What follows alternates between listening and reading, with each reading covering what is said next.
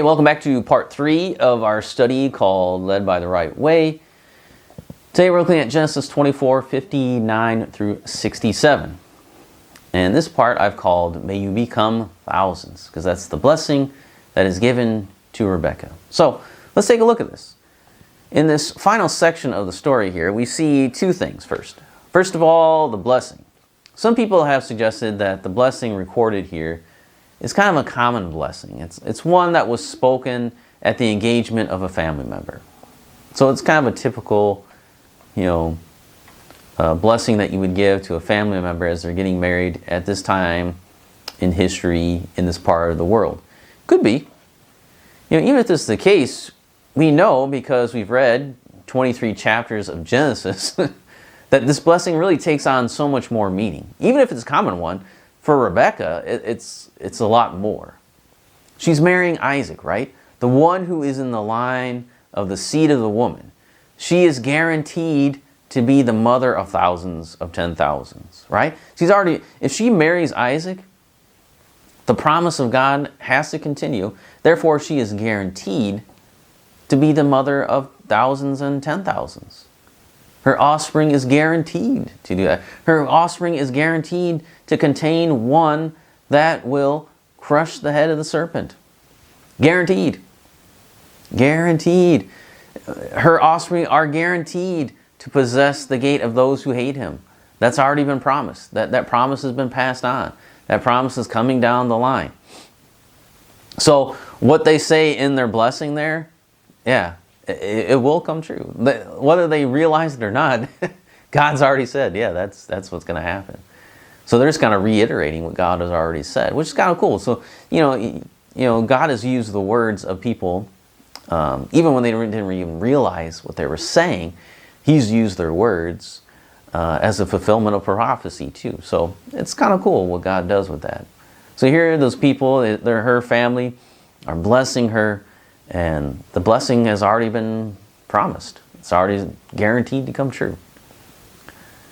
So that moves us on to 62 through 67. And so we have kind of this fast forward here.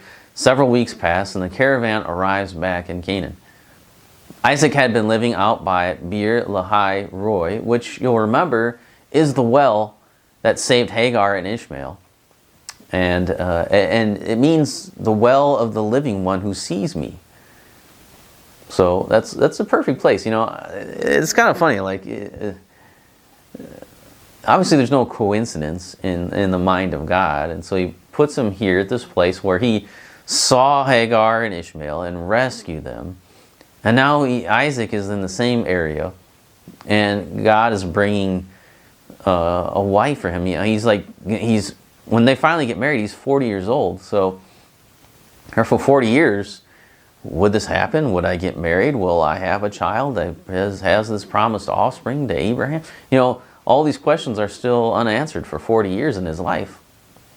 And so now, God at Beer-lahai-roi is bringing this wife. That's where he was. He's come out of there now. And now the promise is coming true. So the servant comes riding up. And he's got Rebekah there, and she, in modesty, veils herself when she finds out that they are approaching her soon-to-be husband. And Moses tells us specifically that Isaac loved Rebekah and that their relationship brought comfort to him after the death of his mother. So we weren't really told about the impact of Sarah's death on Abraham, but we're obviously told here the impact of the death of Sarah on Isaac, and he's distraught.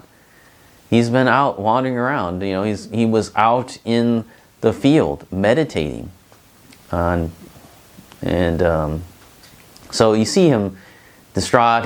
He's kind of just meditating on things and thinking, and here Rebekah comes and brightens him up. Changes his demeanor. It's clear that the story is more about just a young man and woman getting married. I guess a young man is relative, I guess, but he's going to be 40 years old when they get married, so he's a younger man. So in the next But really, this story is the next step in redemptive history, right? This story of providence stands as a reminder that God has a plan and a purpose behind everything. And His plan is to rescue His people from their sin, to bring about the birth of Jesus Christ, so that His death and resurrection would set the people free.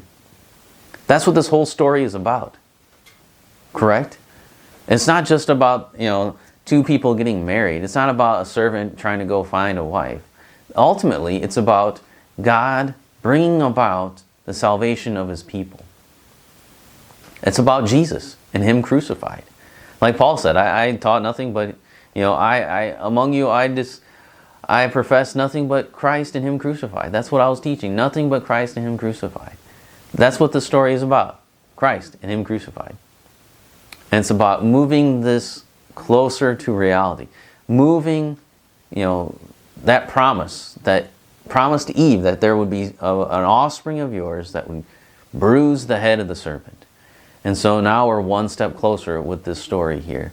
And that's what all this history is all about, is moving that one step closer, one step closer, one step closer. Each generation being one step closer to the coming of Jesus, the Son of God, God in flesh, and that He would come and die for the sins of His people. So we got to keep that in mind when we're looking at these stories, because they're not just separate stories. They're not stories just about Abraham and Isaac and Jacob and about their misadventures that they're on. It's about that one step closer to the coming of Christ. So keep that in mind when you keep going through these stories. And I'm trying to make that as an emphasis, the providence of God, how He has everything planned out, how everything works out according to His plan, because His plan is overarching over everything. None of these stories are happening in isolation. They're all part of this great one story, which will have its climax in the coming of Christ and His death and resurrection.